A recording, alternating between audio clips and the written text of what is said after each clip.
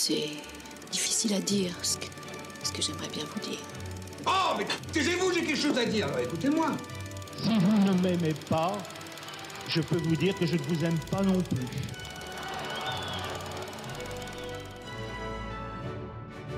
Faut prendre le temps de prendre son temps.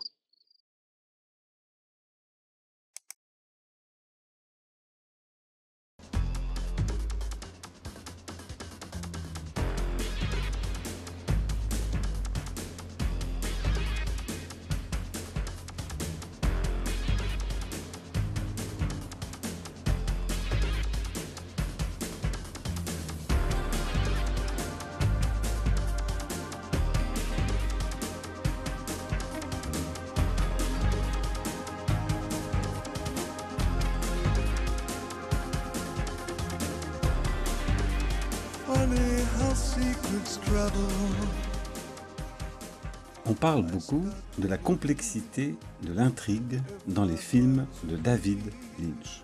Que nous raconte-t-il? L'histoire est-elle importante? Les éléments qui la parcourent sont-ils prédominants? Est-ce encore la manière de narrer qui importe? Si on jette un point de vue général sur ces films, on constate que le cinéaste fait souvent référence aux petites villes américaines des années 50, d'une époque qui aimait donner d'elle-même un climat d'insouciance, de prospérité matérielle et respectueuse des valeurs morales et familiales d'après-guerre. Mais derrière cette apparence paisible, ce rêve américain, se cache un autre monde, terrible et obscur, malsain et pourri. Ce serait l'exploration de cet univers trouble et double qui ferait de David Lynch un cinéaste d'exception, car il ne s'arrêterait pas aux apparences. Jusqu'ici, notre curiosité est en éveil. Nous accédons à cet envers du décor en nous plongeant dans le paysage mental torturé d'un personnage, ou par l'entremise d'un protagoniste qui découvre des êtres pervers et peu fréquentables, quand il n'est pas lui-même un peu dérangé aussi.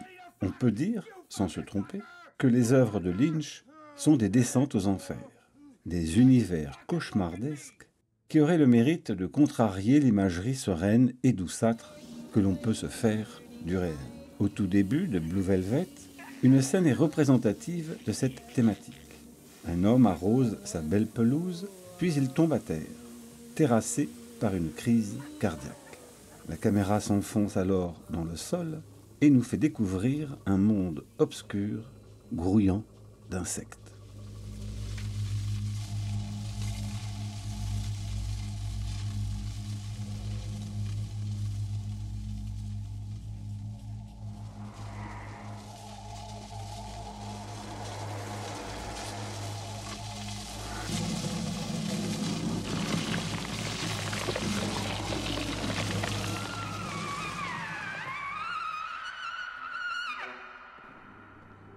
Le problème va être de savoir si l'auteur de Mulholland Drive est cinématographiquement pertinent dans l'illustration de ce thème fondamental.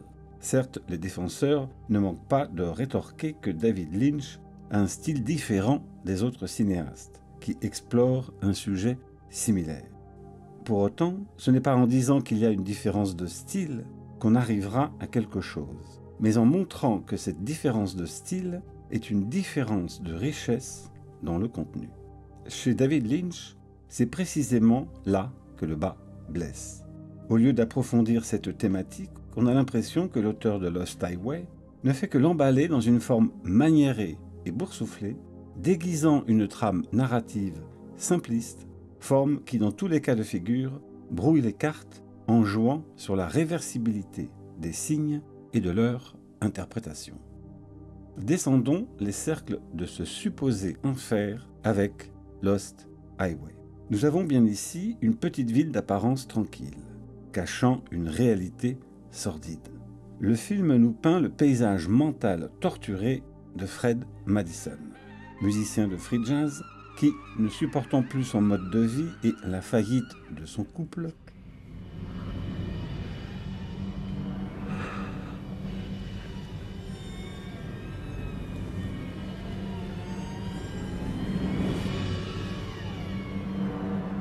tue sa femme, Renée. et son amant Eddie, gros et gras caïd, à la tête d'un réseau de films pornographiques. Banale histoire d'adultère. Dans la première partie, Fred reçoit 3 cassettes.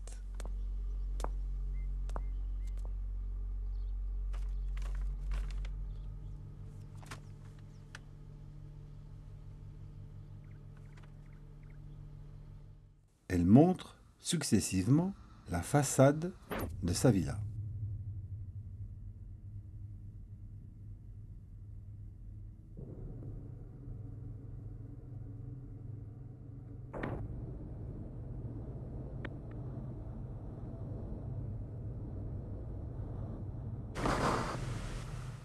René et lui-même dormant dans leur chambre.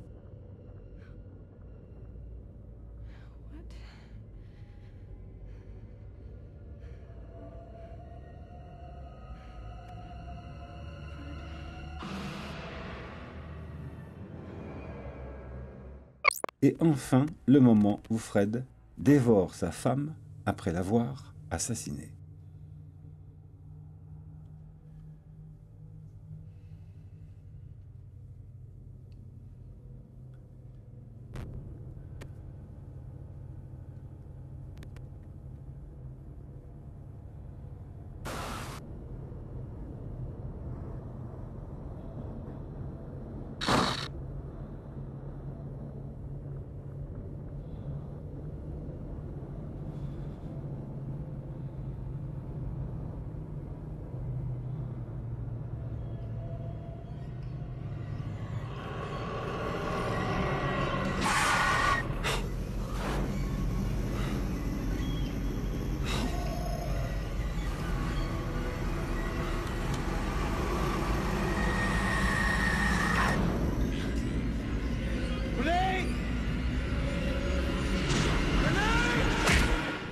Ces cassettes nous révèlent en quelque sorte le crime que Fred a commis ou va commettre. Au moment où il visionne la dernière cassette, il n'a pas pu commettre cet assassinat. Et pourtant, c'est tout le contraire qui a lieu. Comment a-t-il pu même se filmer? L'homme mystérieux? Mais il n'existe pas. Lost Highway s'amuse d'un paradoxe temporel en instaurant 2 plans narratifs distincts, mais qui n'arrêtent pas de se chevaucher constamment. Ce subterfuge joue plus du casse-tête chinois que de nous faire comprendre ce qui se passe réellement. Rappelons-nous la fin. Ayant la police à ses trousses, Fred retourne chez lui, appuie sur l'interphone et dit «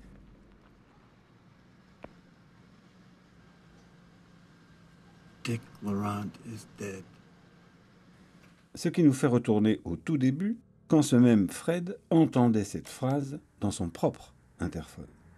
Dick Laurent is dead. Comment peut-il être en 2 endroits différents?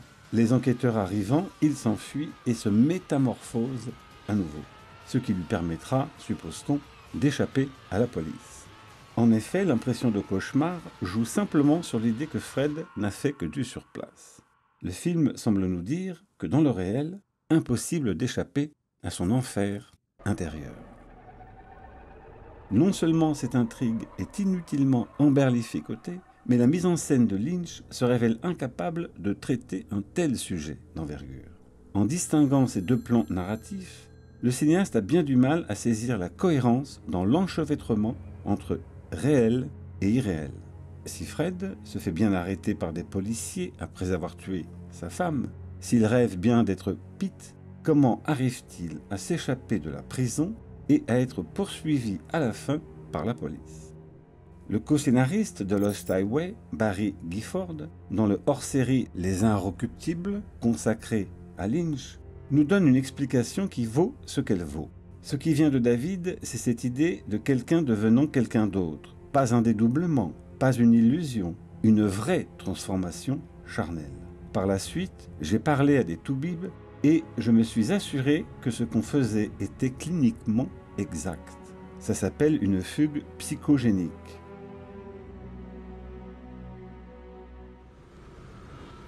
L'argument donné par Barry Gifford ne tient pas une seconde. Cette fugue psychogénique, vraie transformation charnelle, n'est qu'un dédoublement.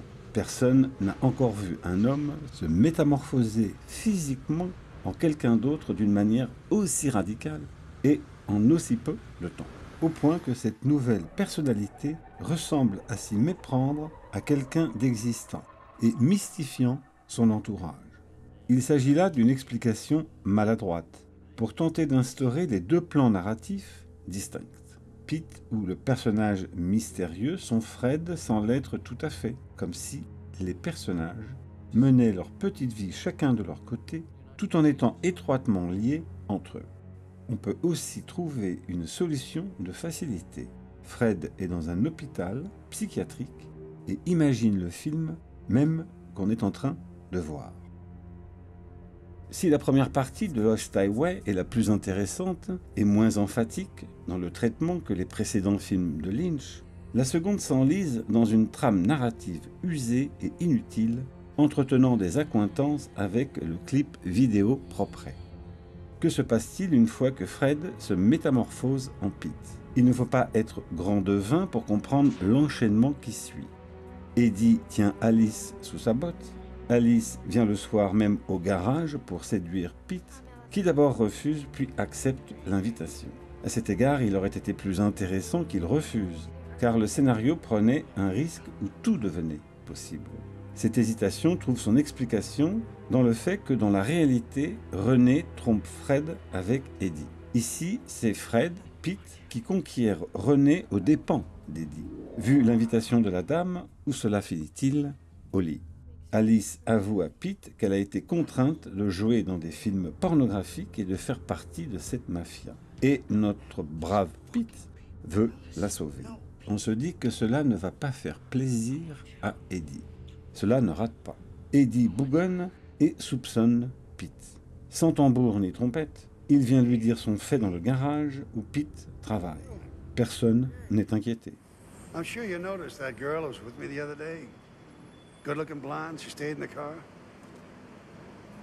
Her name is Alice. I swear I love that girl to death. If I ever found out somebody was making out with her, I'd take this and I'd shove it so far up his ass it would come out his mouth. And then you know what I'd do? What? I'd blow his fucking brains out.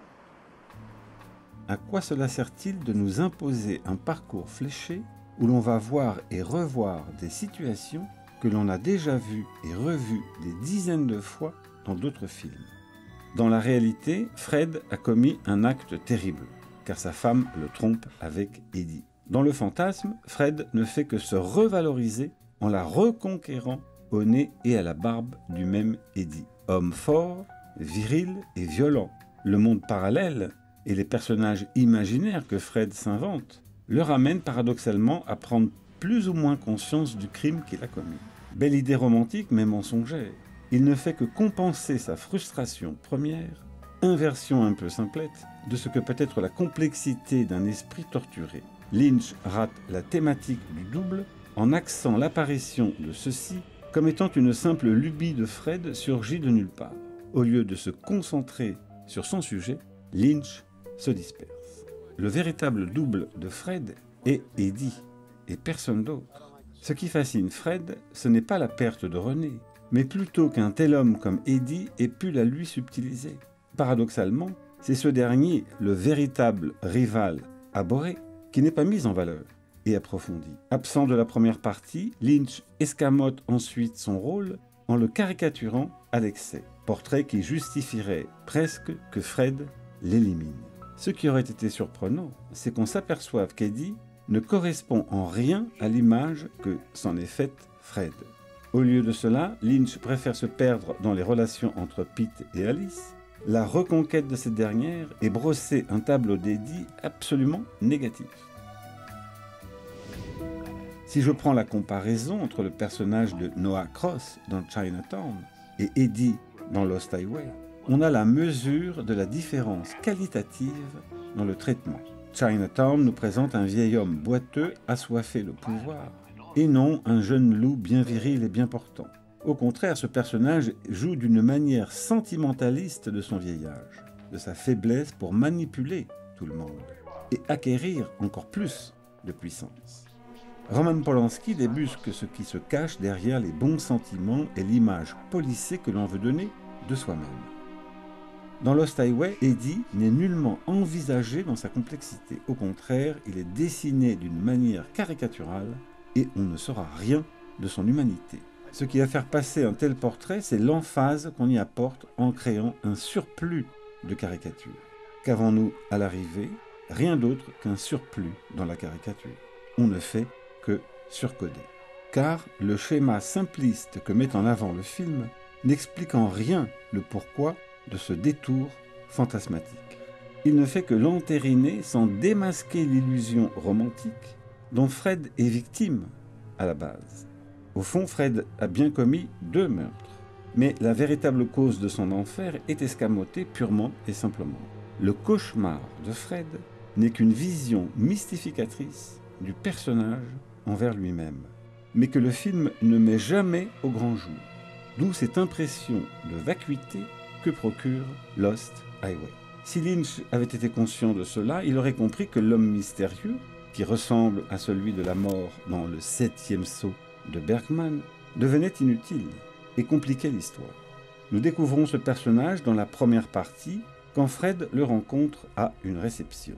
Au cours de celle-ci, cet homme annonce de vive voix à Fred. We've met before, haven't we? I don't think so. Where was it you think we met? At your house, don't you remember? No, I don't. Are you sure? Of course. As a matter of fact, I'm there right now.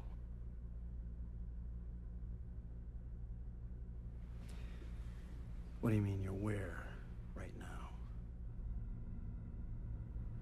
At your house.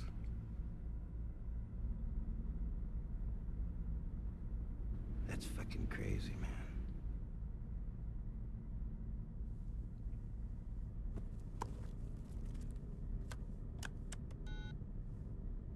Call me.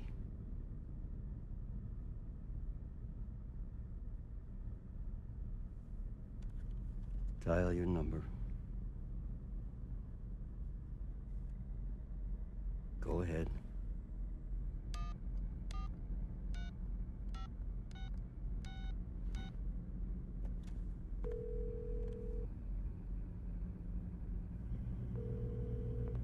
I told you I was here. How'd you do that?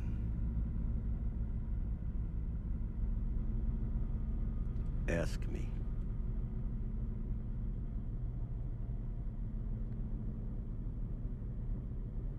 How'd you get inside my house?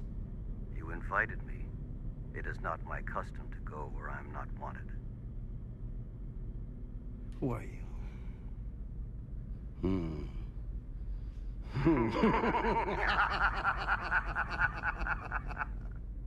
Give me back my phone.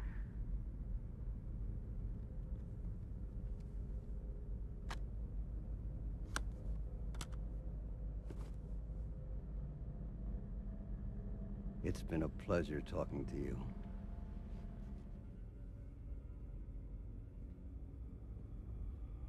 Il n'y a bien entendu personne, sinon lui-même.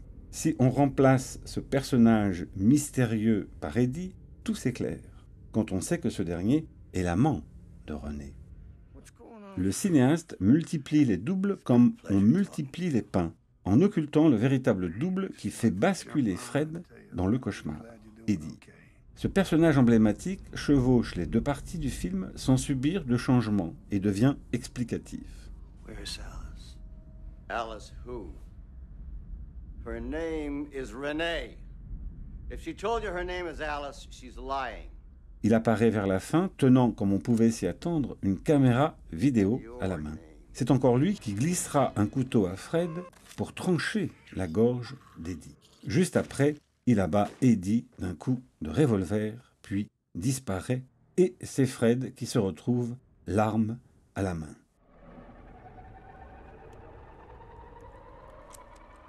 L'homme mystérieux est donc bien un double de Fred, et c'est ce dernier qui s'envoie les 3 cassettes vidéo à l'insu de son plein gré. Ne pouvait-on pas le comprendre sans son intervention ? Quand bien même on a du mal à avaler que Fred s'envoie les cassettes avec autant d'inconscience. D'où l'intervention du personnage mystérieux, double de Fred sans l'être en même temps, qui résout ce dilemme. Que d'inutiles complications, alors qu'il aurait été plus signifiant que l'on découvre que ce soit Eddie qui les lui envoie.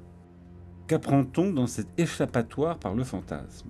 Peu de choses. Derrière l'apparence d'une petite ville tranquille d'un côté, le couple formé par René et Fred est névrosé jusqu'à la racine, cachant une pute et un assassin.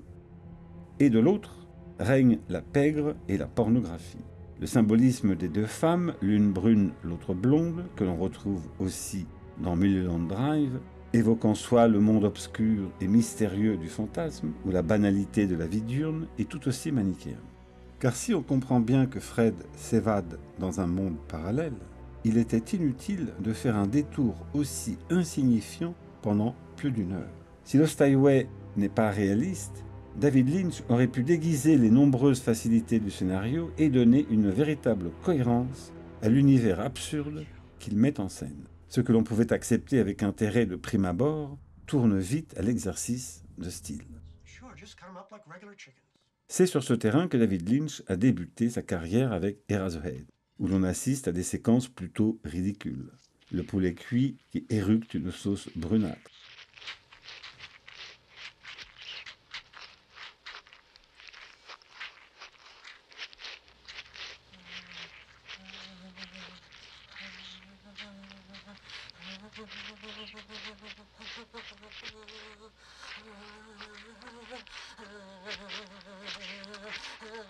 La petite bonne femme aux joues gonflées qui écrase du talon des cordons organiques qui tombent sur la scène, qu'ayant réellement un potentiel créateur et signifiant.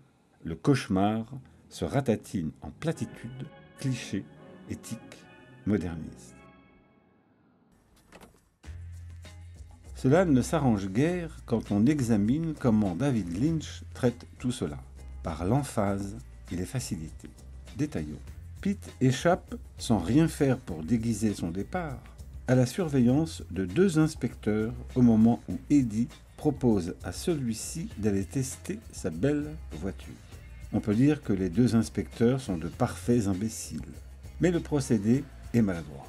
Quand on constate que dans la scène suivante, Eddie brutalise un automobiliste. Cette séquence purement gratuite souligne qu'Eddie apprend les bonnes manières à un chauffard. Fallait-il faire aussi lourd et souligné ? Sur ce point, les films de Lynch sont parsemés d'effets gratuits que certains oublient étrangement. Certains plans sont peu suggestifs, quand Fred croit voir l'homme mystérieux à la place de sa femme. Plan en surimpression mal composé. Le laisser dans le noir était bien plus troublant. L'un des plus grotesques se trouve dans la séquence où Pete découvre un film pornographique diffusé sur un écran avec Alice comme protagoniste principale. Andy, l'homme de main d'Eddie, pénètre alors dans la pièce. Pete l'assomme et comme dans les bons films hollywoodiens, Andy se relève et se jette sur Pete qui l'évite. Dans sa chute, Andy s'est enfoncé un coin de la table basse dans le front. Comme le plan est singulier, Lynch n'hésite pas à revenir 6 fois dessus avec l'arrivée des inspecteurs. Quand Pete découvre pour la première fois Alice dans la voiture d'Eddie, on a droit à un ralenti complaisant avec force regard appuyé, le tout nappé d'une musique rock cool, plus d'une minute. Until I met you, and then it happened. It took me by surprise. I knew that you felt it too. I could see it by by the look in your eyes. Sweeter than wine, softer than a summer's night. Everything I wanna have whenever I hold you tight. This magic moment. Suivra une scène où Pete et Alice feront l'amour tout nus sur le sable éclairé par la belle lumière des phares de la voiture, avec en prime une chanson sirupeuse en bande-son. Et tout cela dure 2 minutes 30. Quand on comprend que Fred veut coucher avec Alice, rappelons qu'il a des problèmes sexuels avec René, et qu'ils s'entendent dire « You'll never have me », on se demande pourquoi David Lynch est obligé de faire aussi cliché. C'est juste après cette scène que Pete redeviendra Fred.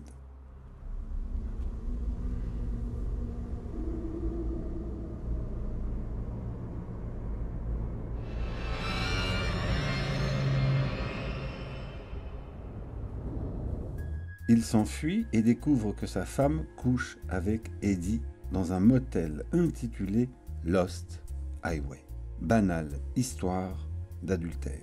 Voilà la scène cruciale qui fait basculer Fred dans la folie, la jalousie. Eddie est donc le personnage central. Pourquoi tant de complications et l'apparition de l'homme mystérieux qui semble exister réellement quand il voit Fred partir? Redisons-le, le film n'est que la vision torturée de Fred qui légitime l'assassinat d'Eddie en traçant un portrait caricatural. Il ne démystifie rien, il accrédite sa folie. Fred attend que René s'en aille, assomme Eddie, le fourre dans le coffre d'une voiture et va dans le désert.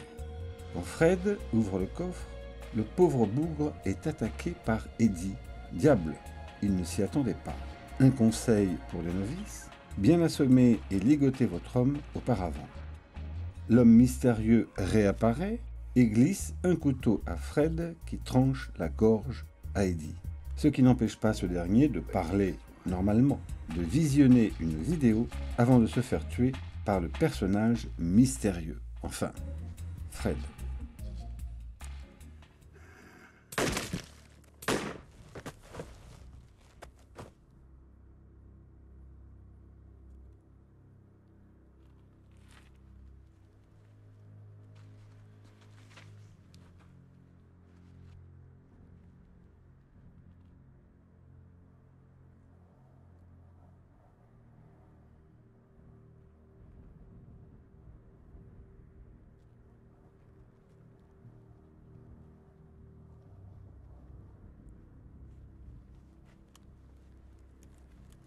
Autre gimmick où David Lynch excelle, le bouger de caméra avec flou à la clé.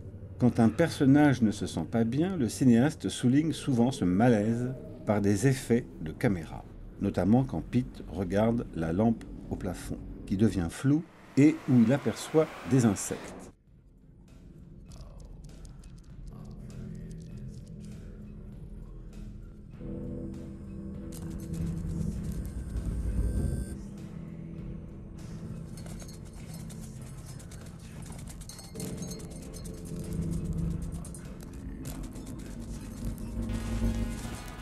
Autre variation, Fred, lors de sa métamorphose, se met à bouger la tête dans tous les sens.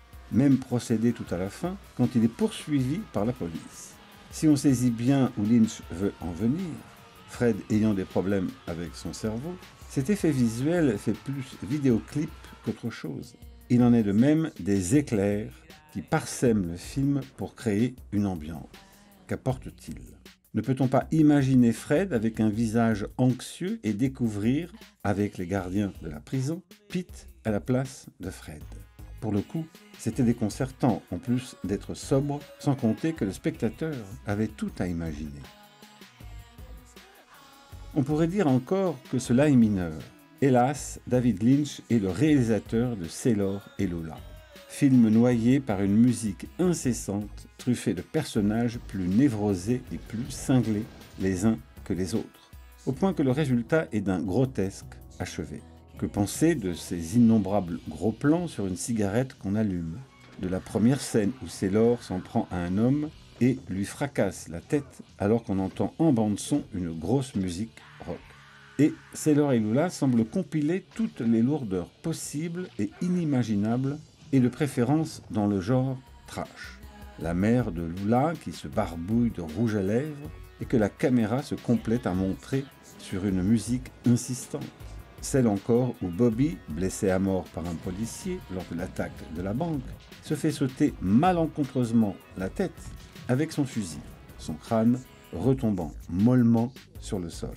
Et bien sûr, il y a la fin qui est très kitsch. You love her. Don't be afraid, Sailor. But I'm wild at heart. Si on peut convenir que Lost Highway en fait moins, n'a-t-on pas là l'indice d'un certain style qui ne doit rien au hasard? Quelle perspective d'ensemble peut-on donner à tout cela? Ce ne sont plus de simples détails quand on s'appesantit aussi lourdement durant tout le film avec Force Music pour jouer dans le clip Destroy. Ce n'est pas prendre des risques dans la cinéphilie actuelle. Que reste-t-il du prétendu cauchemar dantesque qui sent plus l'antichambre du trip branché? Au lieu d'aborder les affres cauchemardesques qui nous feraient voir l'envers éprouvant de la condition humaine, dans toute sa concrétude, l'œuvre de Lynch ressemble plus à un macramé post-modernisant, bourré de tics et de gimmicks. Le cinéaste se révèle incapable de nous plonger dans un véritable malaise qui nous poserait d'épineuses questions sur notre identité. On croit débarquer dans les cercles de l'enfer, mais l'on ne fait que visiter les différents étages d'une galerie de photos, papier glacé, au malaise confortable, comme en faisait par exemple Helmut Newton. Dante en Ray-Ban et en smoking au pays du vidéoclip. Que nous dit la trop longue scène du club Silencio dans Mulholland Drive? Éloge de la facticité et sa dénonciation, critique du mensonge mutuellement consenti par le spectateur au cinéma. Dans cette séquence, des artistes jouent ou chantent en playback. Au lieu de nous faire comprendre intuitivement les choses, le film est explicatif.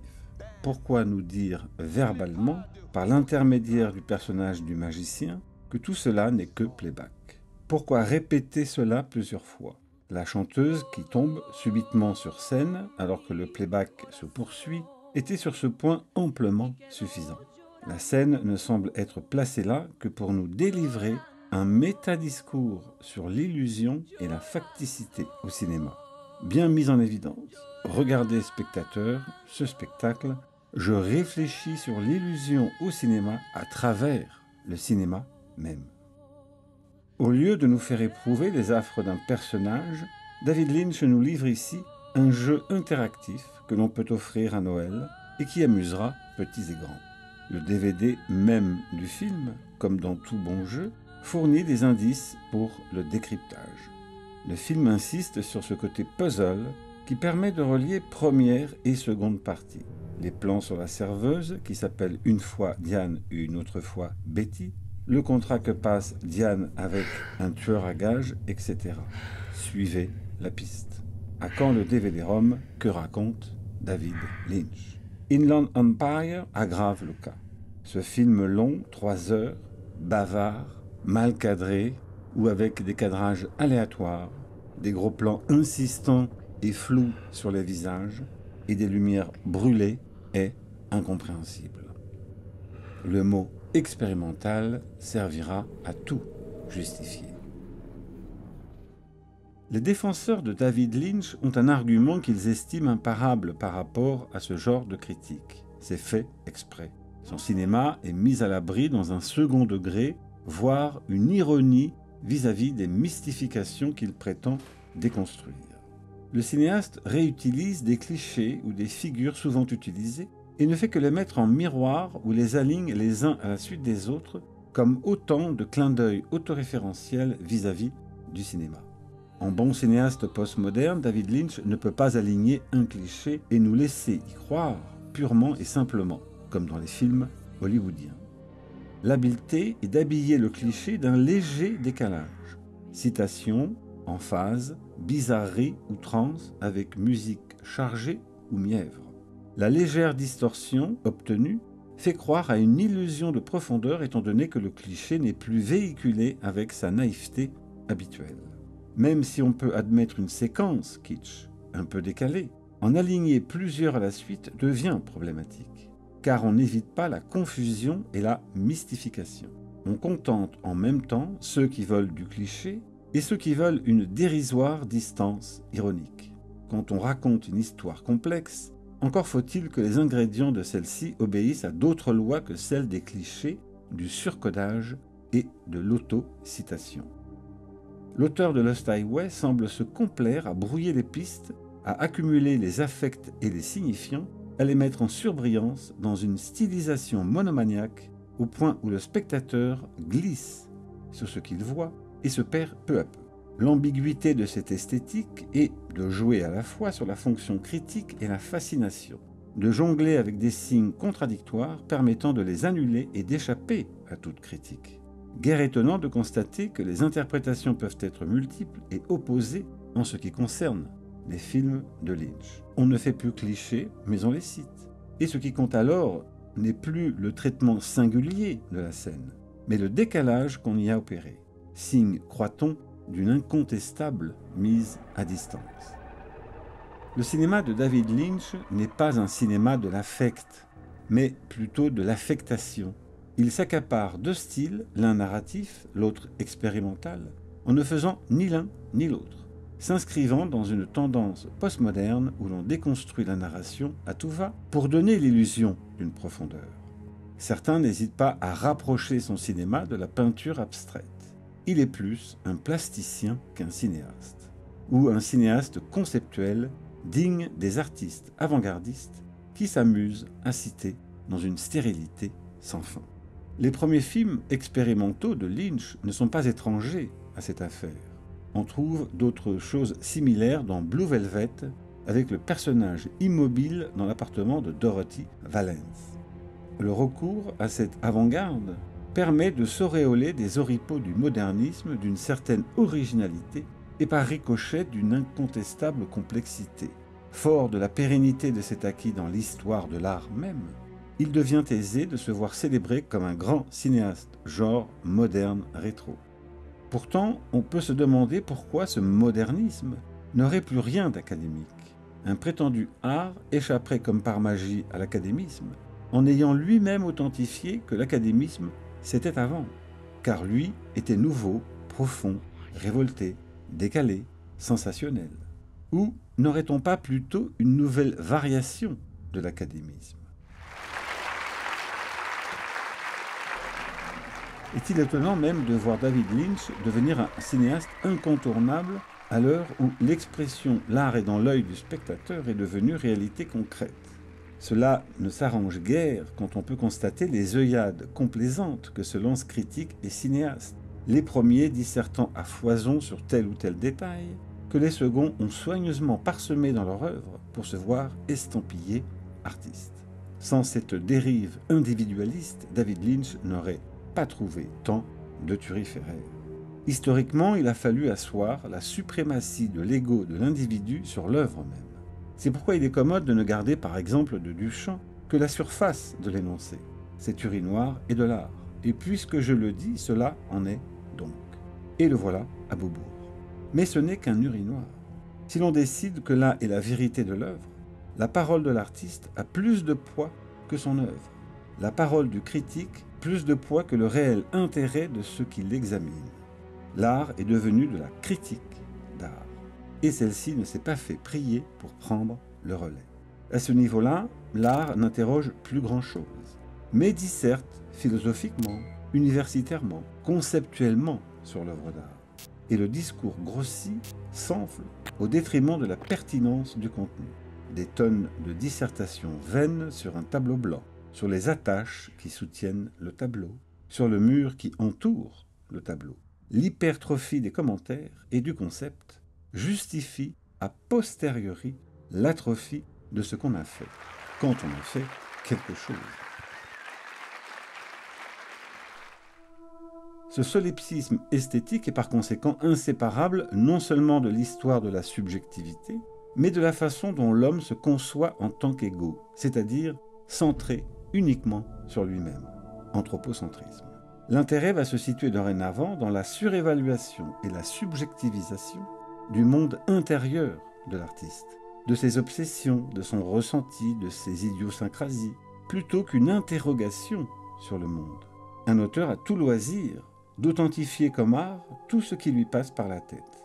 Si celui-ci a envie de raconter l'incroyable originalité de ce curé le nez, et qu'on a repéré son obsession de décrire l'incroyable originalité de ce curé le nez, on dira c'est son monde, ou c'est son obsession, et on le qualifiera d'original. Qui dira si c'est l'œuvre qui maîtrise l'obsession, ou l'obsession qui contrôle l'œuvre? Parvenu à ce stade, l'œuvre d'art se racornit en ragot de concierge pour clamer sa banale différence, version sinistre et grotesque de la volonté de puissance. Chez Lynch, on a l'impression d'un manuel conceptuel de survie face à un film. Tout cela a peu d'importance, sinon que de ne s'intéresser qu'à l'ambiance, aux affects dont on saura peu de choses. L'important est de faire parler de ce qui fait signe, potentiellement étrange et bizarre, de jouer de l'incompréhensible, de rajouter un peu de musique, un peu de sexe, des belles lumières, de déstructurer l'ensemble, et le tour est joué. En retour, chaque spectateur, transformé en staccanoviste cérébral, peut y trouver son compte, avoir un trip, en retirer sa propre interprétation et réassembler, comme bon lui semble, le puzzle disséminé çà et là par David Lynch. It's been a pleasure talking to you.